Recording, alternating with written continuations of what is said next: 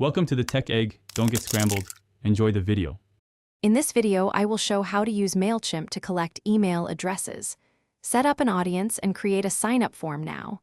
Start by naming your audience and adjusting default fields so they match what you need. Decide if you want first name, email, and optional tags to segment contacts.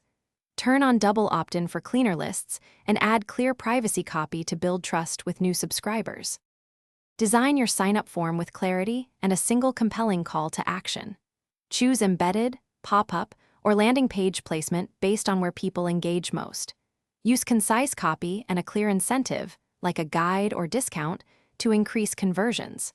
Match form styles to your brand and keep required fields minimal for better completion rates. Always preview and test on different devices to ensure a smooth sign-up experience for everyone.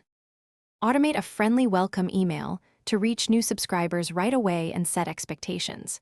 Segment lists by sign-up source or interest so your messages stay relevant and useful. Schedule follow-up sequences that introduce popular content or offers gradually without overwhelming recipients. Run a /B tests on subject lines and send times to learn what works best.